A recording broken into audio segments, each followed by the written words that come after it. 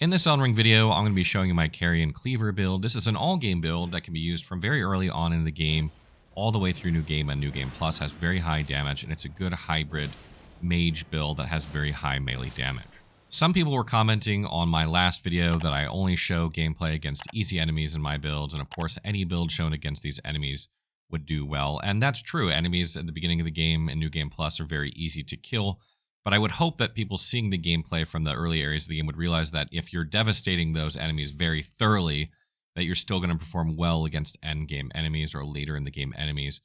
I don't know how many people understood that, but in this video I will be showing footage of other bosses and bosses I think people usually struggle with, so you can see that this build works against them as well. So those things out of the way, let's talk about the weapon I'm using first. I am using the Iron Cleaver here. This is a weapon you'll have seen in our Axis video if you watched that video recently. It has particularly high damage when set to the Magic Infusion. It's higher than any axes in the game when you're set to the Magic Infusion, all other things considered. It also has phenomenal strength scaling, by the way. If you set it to heavy, it has S scaling. So you could play this as a strength build if you wanted to make some sort of other version of it. Now, this weapon is found very early on in the game. You can farm it from Castle Morn or any misbegotten enemy that's wielding it, so you can get it really fast. It might take you some time to farm it, but like the distance into the game is pretty quick. And these are not difficult enemies to kill, so it's not very hard to farm. And what I really love about this weapon, besides its high damage, is its charged R2 attack, or its R2 attack that kind of pulls you forward, and then you slam the weapon down doing a hit.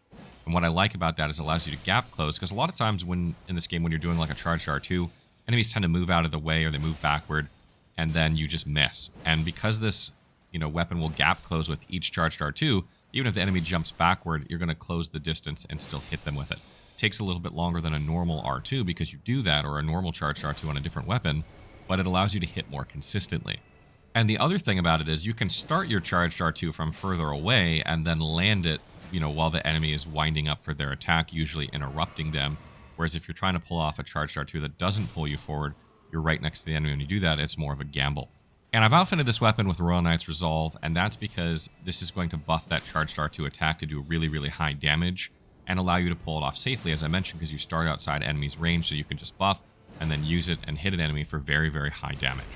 And then other weapons I'm using the Carian Regal Scepter here because I have very high intelligence, and this is a hybrid build because we have the Iron Cleaver set to the Magic Infusion, so we have very high intelligence, and that allows us to cast spells, or we can use our Charged R2 strategy with Royal Knight's Resolve. You can really use any spells you want for this build. One that I highly recommend, though, is Great Blade Phalanx. This will allow you to throw this up, and then when you do your Charged R2 attack to get into range, it will trigger off doing stance damage and damage to the enemy, so that you can stance break them more quickly or just kill them more quickly in general. It's really nice to have in this build, but it is kind of expensive FP-wise. And what other spells you use is obviously up to you, and when you're playing early on in the game, like if you're playing from the very beginning of the game with this build, you're not going to be using the Carian Regal Scepter. It needs very high intelligence in order to use anyway, and it does really well with high intelligence scaling. So you'd use something like the Meteorite Staff, or maybe the Academy Glintstone Staff early on, while you're building up your intelligence to get to this weapon.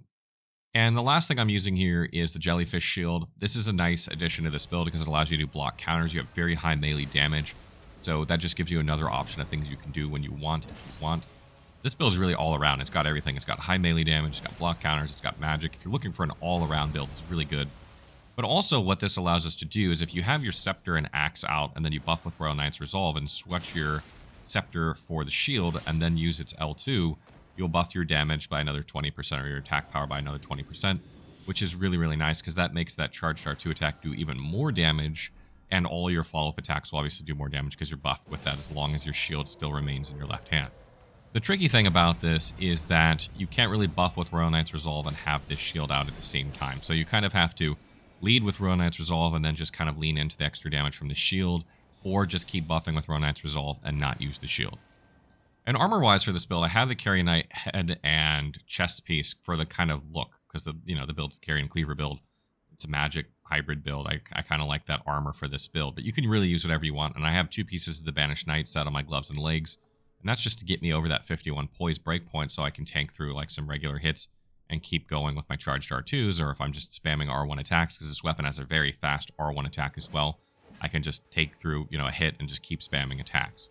But again, you can use whatever armor you want for this build. Obviously, 51 poise is ideal so that you can tank a hit, but whatever you want to use is really up to you.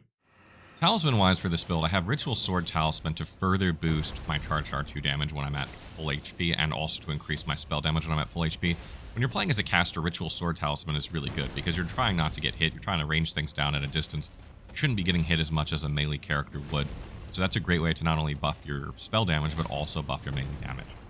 I also have the Axe Talisman here. Obviously, the Axe Talisman works great with an axe. Who would have thought? I wonder why it's called the Axe Talisman. This further boosts charged R2 damage, and because we're going all out for like a Royal Knight's Resolve charged R2 attack, it's just going to add to the damage that it deals. Then we have Magic Scorpion Charm. This is going to increase your magic damage, and again, because a lot of our spells are magic damage, this is great, and the weapon damage is primarily magic damage. It's not all magic damage, but it's about 2/3 magic damage. So you're going to get decent effectiveness on your melee weapon and effectiveness on your spells, so it works really well for this build. And in the last spot, you can really put whatever you want. If you're fighting like a boss and you're doing like, R1 attacks, like if you find yourself using R1 a lot because it attacks really quickly, something like Rotten Wing Sword Insignia or Millicent's Prothesis is really good to get an extra damage boost if you're spamming it. Or you could use like Dragon Crest Great Shield Talisman to further boost your defense, particularly if you're set up the way that I am, because you're not like, optimized for perfect as much protection as possible. Plus, Magic Scorpion Charm reduces your protection a bit, so getting some extra physical protection from Dragon Crest Talisman is not a bad idea. I do like Dagger Talisman as well to further boost your critical damage. You do tend to get block counters with this if you have your shield out, and then the follow-up, getting that extra damage is good. And also sometimes you stance break bosses with charged R2 attacks and Carian or Great Blade Phalanx at the same time, so you can get critical strikes on them. You could also use the Curved Sword Talisman to increase your block counter, so there's a lot of options kind of in that last slot.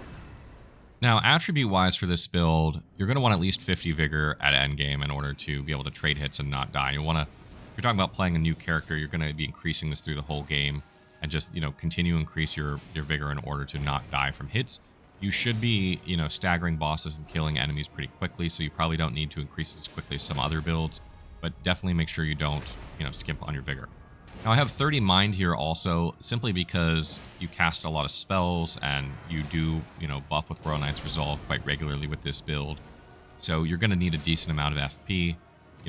Getting up to 25 early is not a bad idea, but, you'll probably want to take this up to around 30 eventually.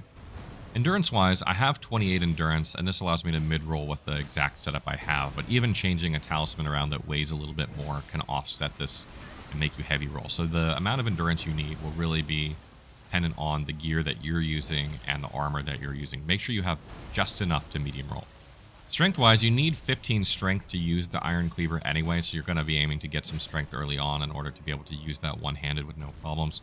And the Jellyfish Shield requires 20, so getting up to 20 early will let you use the Iron Cleaver and Jellyfish Shield in tandem, and you can get that very early on in learning of the lakes. Just ride over there and pick it up if you want, or you can get it naturally when you get over there, but it's a pretty quick pickup in the game.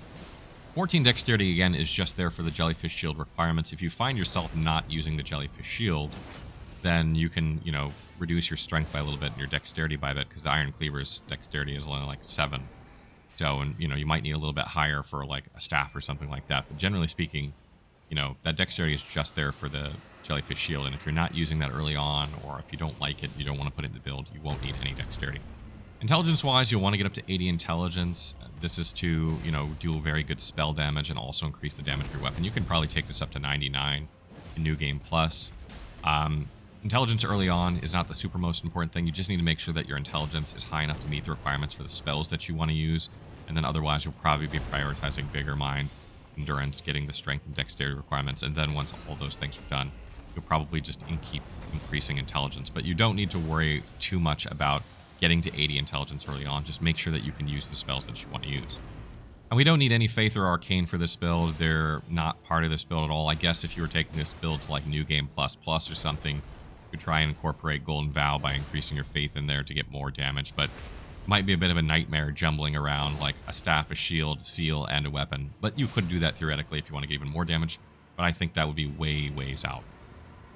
For your Golden Flask, I like to use the tiers that increase magic damage, because this is going to boost your spell damage and your charged R2 attack and R1 attacks when you're, in a boss fight or a tough stretch of the game. That's just really good in general. And then you can get the one that increases your charged R2 attack as well to increase that charged R2 attack even more. You can make it so you can damn near one-shot bosses if you're like fully buffed when you hit them with a charged R2 with this weapon and this setup.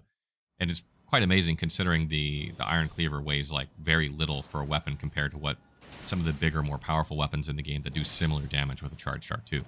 And when it comes to Great Rune for this build, Radahn's is the one I would recommend. It gives you health, it gives you FP, it gives you stamina. All these things are great for this build. And although it looks like you use 6 attributes for this build, and on paper Godric's might be a better choice, and obviously if you get it early on, it's better than nothing. Really, all you need strength and dexterity for this build is to meet requirements. So if you set it up so you have less than the requirements, and then Godric's Great Rune takes you over the requirements or to the requirements, if you or don't have your Great Rune active, then you can't use the shield. So that could be bad for you unless you're playing with your Great Rune active like the whole time. So just keep that in mind. So that wraps up our build, Carian Cleaver build. It's another all-game build that you can play from very early on in the game. I hope you guys enjoyed this one. It hits like a truck. It's fun to play. Hope I showcased it against some later game enemies that you can see it still does very, very well against. Stay tuned. We have more Elden Ring content coming, more builds coming. If there's something that you want to see, a weapon group you want to see, or some specific video or build, let me know in the comments below.